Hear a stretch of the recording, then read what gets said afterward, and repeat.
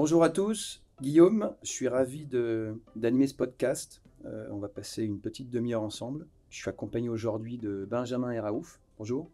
Bonjour. Alors pour commencer, je vais les laisser se présenter juste après, mais pour commencer, en tant qu'animateur de la Practice Télécom, qui est la communauté télécom chez FD Tech, l'objectif est de faire parler de nos métiers, des télécoms aujourd'hui chez FD Tech, ces métiers qui ont construit et fait la grandeur des FD Tech aujourd'hui. C'est l'ADN même des FD Tech. Et le deuxième objectif, c'est de faire parler de nos talents et de nos experts que sont Benjamin et Raouf. Ils vont évoquer avec nous aujourd'hui un sujet technique, télécom, passionnant. Et Raouf et Benjamin ont participé au programme Expert Makers, animé par l'équipe Talent Management, représenté aujourd'hui par Kenza, que je remercie vivement, qui a organisé ce podcast. Donc voilà, on va passer une petite demi-heure ensemble. Je vais laisser Benjamin et Raouf se présenter et puis décrire brièvement le sujet qui va nous occuper pendant 30 minutes aujourd'hui. Raouf. Bonjour, merci de nous avoir invités. Alors, je suis ingénieur consultant en radio zone spéciale en mission chez un grand opérateur français depuis janvier 2022 et je suis certifié IBwave niveau 2. Benjamin, je suis chez AFD depuis plus de 7 ans, en mission également chez un autre opérateur français depuis un peu plus de 2 ans sur le sujet dont on va parler aujourd'hui, également certifié IBwave, on expliquera plus tard ce que c'est, et je suis basé à Lyon. Très bien, merci Benjamin. Pour ma part, Guillaume, moi je suis directeur de projet chez AFD Tech depuis 10 ans. J'ai un parcours télécom classique. Donc encore une fois, là, je suis très heureux d'animer ce podcast. Le sujet d'aujourd'hui qui nous rassemble sont les enjeux de la couverture mobile indoor. Donc je vais laisser la parole à nos deux experts pour décrire à la fois ces enjeux, ce qu'on entend par indoor, et puis ce qui concerne tous les aspects techniques et puis les solutions à trouver pour répondre à cette couverture mobile. Lequel d'entre vous commence ? Je vais prendre la main. Donc la couverture mobile, c'est ce dont vous avez tous besoin pour utiliser votre téléphone portable, que ce soit pour téléphoner ou pour aller sur Internet. Notre boulot, c'est que vous ayez des barres sur votre téléphone, des petites barrettes pour dire ça capte ou ça capte pas. Pour ça, donc on déploie des réseaux mobiles. Les réseaux mobiles, ils ont plus de 30 ans aujourd'hui. Ça a commencé dans les années 90 avec la 2G, la deuxième génération de réseaux mobiles, avec des usages simples comme la voix et les SMS. Aujourd'hui, on est déjà rendu à la 5G, la cinquième génération de réseaux mobiles. On a beaucoup plus d'usages, beaucoup plus de consommation de données sur les smartphones. Le trafic explose vraiment tous les ans. Raouf, est-ce que tu peux nous en dire plus sur la couverture de ces réseaux mobiles ? Effectivement, on peut distinguer deux grandes typologies de zones radio, à savoir les zones outdoor, c'est ce qui a été déployé historiquement par les opérateurs pour couvrir tout ce qui est centre-ville ou axe routier. Et ensuite, il y a les zones indoor, appelées aussi zones spéciales ou zones confinées. Et en effet, cette distinction de zones est en réalité traduite par deux contraintes majeures de cette évolution technologique des réseaux mobiles. Premièrement, il y a les obstacles qui peuvent se présenter au signal et engendrer les effets d'affaiblissement. Et deuxièmement, il y a la question de capacité qui se pose parce que selon l'environnement dans lequel on est, la densité des utilisateurs peut différer.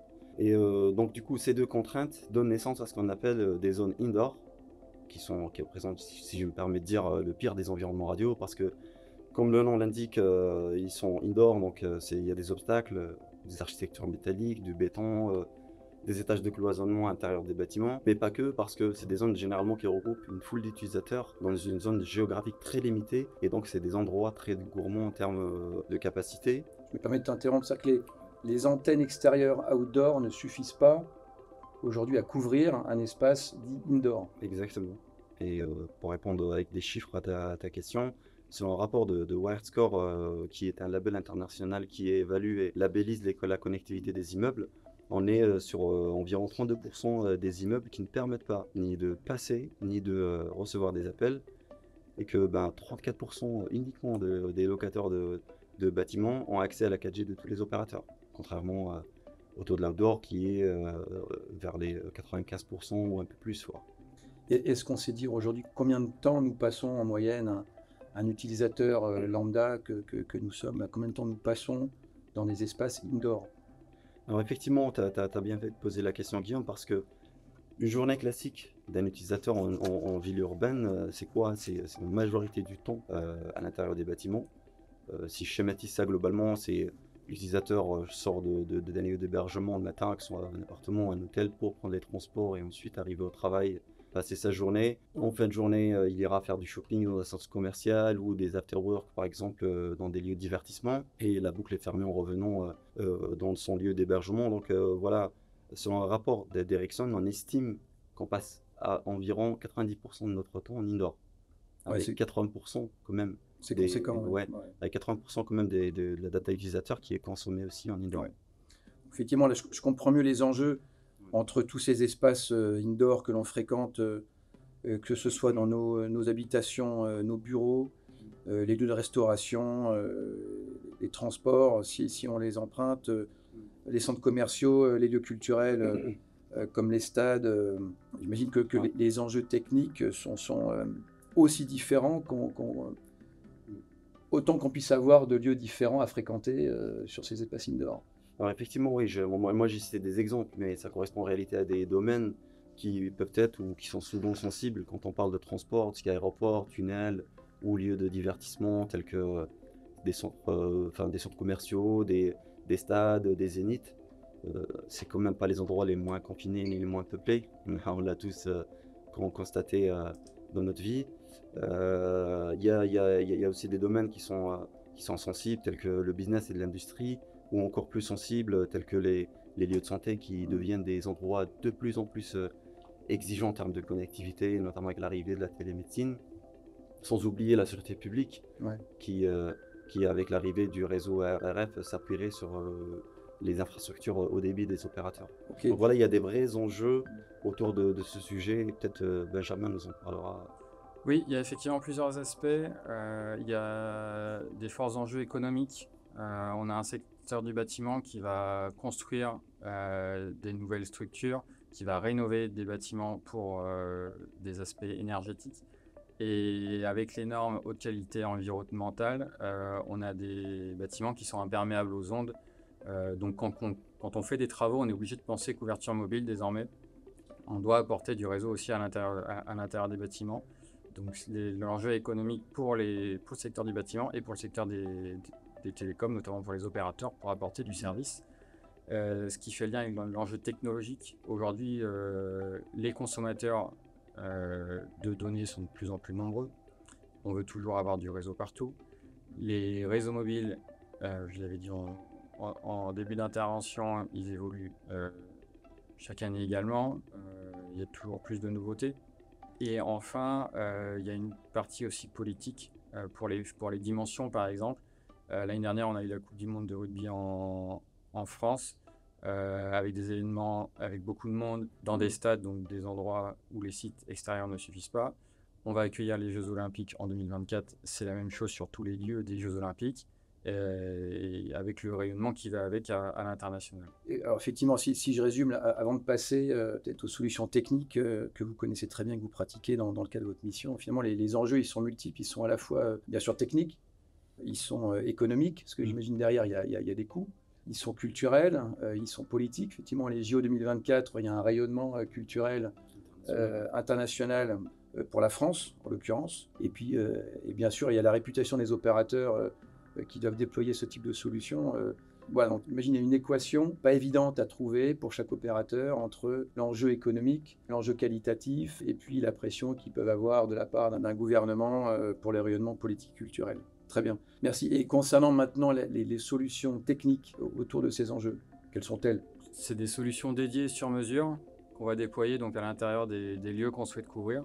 Et c'est Raouf qui va vous en dire plus sur la partie technique. Alors, quand on parle de solutions techniques, on entend par cela les systèmes d'antennes distribuées, ou en anglais c'est des DAS, Distributed Antenna System. Pour schématiser globalement l'image de ces systèmes DAS, elles sont composées de deux étages. Un étage qui va être le point d'interconnexion et le couplage des baies et des signaux opérateurs, donc ce qui est 3G, 4G, 5G. Donc c'est un étage qui va interconnecter ces signaux et ensuite les injecter dans le deuxième étage qui est la chaîne antennaire.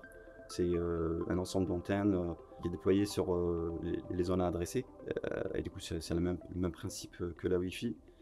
Et nous avons deux familles de ces systèmes DAS. D'abord le passif et l'actif, avec une famille qui est un peu au milieu, qui hérite de ces deux familles.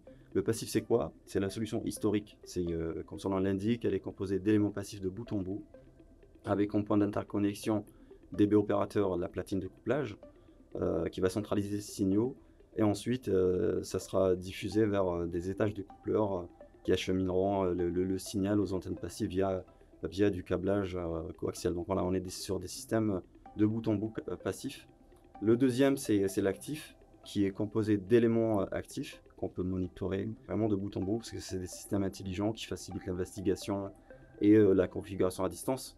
Cette fois-ci, le point d'interconnexion, il ne s'appelle pas la platine, mais il s'appelle le master optique, qui du coup fait le même rôle de centraliser les signaux opérateurs pour les acheminer vers cette fois-ci des switches d'étage et ensuite des antennes actives. Dans ce cas, tout le raccordement est fait soit en fibre, soit en Ethernet, donc on ne parle pas du tout du coaxial. Et enfin, le troisième type, c'est l'hybride. C'est un mélange des deux. On a une partie qui est full active avec un master optique et des remote optiques. Et ensuite, derrière ces remotes, on a une chaîne en teneur classique en passif avec du câblage coaxial. Merci Raouf. Donc ça c'est très technique, j'espère qu'on n'a perdu personne parmi les auditeurs. Moi ce qui m'intéresse aussi, parce qu'on est là aussi pour parler de vous, quel rôle vous jouez, Benjamin et Raouf, au travers de ces solutions possibles? Comment vous évaluez la meilleure des solutions? Bien sûr il y a un enjeu économique, peut-être pas toujours la légitimité pour décider de la solution finale, mais comment vous préconisez une solution plus qu'une autre? Quel est votre rôle et les différentes phases de votre rôle que vous pouvez jouer dans le cadre de votre mission aujourd'hui? Donc pour choisir une des trois solutions dont Raouf a parlé, donc entre le passif, l'hybride et l'actif, quand on a des petites surfaces à adresser, on va aller vers une infrastructure passive parce que les équipements sont peu coûteux et parce qu'on comme on a des câbles coaxiaux à tirer avec un affaiblissement qui peut être conséquent, on ne peut pas aller couvrir de grandes longueurs, de grandes distances. Au contraire de l'actif qui nous permet d'aller construire par exemple des grands bâtiments de bureaux autour d'immeubles, de faire tout en fibre optique ou en câble Ethernet, avec un aspect plus évolutif et plus supervisé. On a une supervision au niveau de chaque antenne, avec en revanche un coût qui est plus élevé. Et l'hybride, on va s'y orienter vraiment pour faire des compromis. Ça peut être des autres comme des tunnels de métro, des stades. Oui, ça peut être le cas aussi parfois quand on a des campus avec des bâtiments un peu éparpillés par-ci par-là. Oui. C'est beaucoup plus intéressant de partir sur de l'hybride que de l'actif qui serait très cher dans ce cas, ou le passif qui serait demandeur de beaucoup d'espace dans les différents bâtiments. Et vous concernant entre la demande initiale, l'expression de besoin d'un client, quelle approche vous avez pour étudier un besoin? Est-ce qu'il y a j'imagine il y a besoin d'aller sur place quand c'est possible. Oui. Est-ce qu'il y a un audit de terrain? Est-ce qu'il y a quel type de mesures? Comment vous dessinez la solution des réceptions du besoin? Alors effectivement, tout d'abord le rôle d'un ingénieur radio indoor, c'est de concevoir des DAS de bout en bout. Ça commence d'abord, comme tu l'as évoqué, par un audit. Un audit qui permettrait de diagnostiquer la couverture, les problèmes de couverture à l'intérieur de ce lieu-là et de relever les différentes contraintes de déploiement, de cheminement de câbles, d'emplacement d'antennes et des choses comme cela, à croiser avec le besoin client et bien évidemment son budget, parce que voilà, il y a des clients qui souhaiteraient avoir que la 3G, 4G, d'autres qui souhaiteraient avoir la 5G, d'autres qui souhaiteraient une infra multi-opérateur ou mono-opérateur uniquement. Donc une fois cette étape rebouclée, l'ingénieur passe à la réalisation de sa conception avec l'outil le plus répandu dans ce domaine qui est IBwave, qui est, pour les gens qui ne connaissent pas, un peu l'équivalent d'Atoll pour l'outdoor, qui permettrait vraiment de faire le design, de produire des rapports en sortie, tels que les simulations de prédiction, de couverture. Vous êtes l'un et l'autre, Benjamin et Raouf, certifiés avec Exactement. Okay. On est les deux certifiés. Je disais, ça permettrait de produire les différents livrables tels que le synoptique de la solution, les plans d'implantation de nos équipements et des cheminements de câbles, mais aussi le quantitatif des équipements. Tout cela composera un dossier de conception qui sera bien sûr validé avec les clients, parce que parfois les clients demanderaient des scénarios, donc il faudra statuer, et une fois fait, c'est le go travaux. En ce moment-là, c'est les équipes terrain qui vont intervenir, et l'ingénieur resterait quand même au support s'il y a des contraintes, s'ils ont besoin d'aide. Et enfin, dès que les travaux sont finalisés, l'ingénieur amènera une campagne de tests de validation avec cette fois-ci un outil. Enfin pareil, il peut y avoir d'autres outils, mais l'outil le plus répandu sur le marché aujourd'hui, c'est Nemo OKR. C'est une sorte de sac à dos avec des téléphones et une tablette master qu'on configure avec des scripts pour lancer des tests de téléchargement, des appels, des tests de qualité, d'intensité du signal. Voilà, une fois tout est vert, la mission de l'ingénieur a en quelque sorte accomplie. Ouais, ça, je sais que ces équipements sont très pratiqués par nos équipes chez Solutions, là, chez FDTech. Voilà, si je peux citer quelques réalisations avec succès chez FDTech, on a pour le compte de grands opérateurs français réalisé l'audit de couverture en 2G, 3G, 4G du Stade de France, du Parc des Princes, anciennement Bercy, au Télécor Arena. Également l'audit de couverture de l'ensemble des gares transiliens, donc c'est plusieurs dizaines de gares, c'est conséquent. Des fan zones quand on a des événements sportifs tels que les Coupes d'Europe ou Coupes du Monde. Avant de conclure, je ne sais pas si vous aviez encore des compléments à ajouter, Benjamin et Raouf. Alors moi, je dirais justement conclure avec peut-être un constat, c'est que les usages des populations de demain, c'est les usages des jeunes d'aujourd'hui. Ouais. Et les jeunes d'aujourd'hui sont très connectés, qui n'utilisent pas son téléphone pour justement faire des achats dans des magasins, pour réagir, interagir avec les réseaux sociaux dans un stade ou un lieu de divertissement. Donc vraiment entrer dans ce type d'environnement et perdre le service mobile n'est pas du tout apprécié par les populations d'aujourd'hui. Alors là, dans le futur, ça sera encore pas plus apprécié. Et donc c'est pour ces raisons-là que ce marché de couverture indoor connaît une forte croissance et devient également intégré de base dans l'architecture des nouvelles constructions. Okay. Bon, je ne fais pas partie de la jeune génération, mais je fais partie des utilisateurs ultra connectés oui, indoor. Okay. Benjamin ? Alors, on est effectivement sur un marché très dynamique et on a une année 2024 devant nous avec de très belles perspectives. Ouais. Écoutez, oui, un marché très dynamique et concurrentiel. Et je sais que la place d'AFDTech est très reconnue. On participe au fort rayonnement de plusieurs de nos clients. Écoutez, merci à tous les deux. Merci pour votre expertise, merci pour votre temps. Voilà, vous participez aux valeurs d'AFD et puis à sa grandeur. Merci beaucoup. Vous restez joignable, bien sûr, pour répondre à d'éventuelles questions. Je remercie bien sûr Kenza pour avoir organisé ce podcast et puis surtout pour avoir accompagné le programme Expert Makers toute l'année dernière. Merci Kenza. Merci à la communication d'avoir organisé ce podcast. On a très bien été accueillis, on reviendra. Et puis je vous souhaite encore une très belle année 2024 à toutes et à tous. Vous avez compris quelque chose? Ouais, on n'a jamais été aussi bon.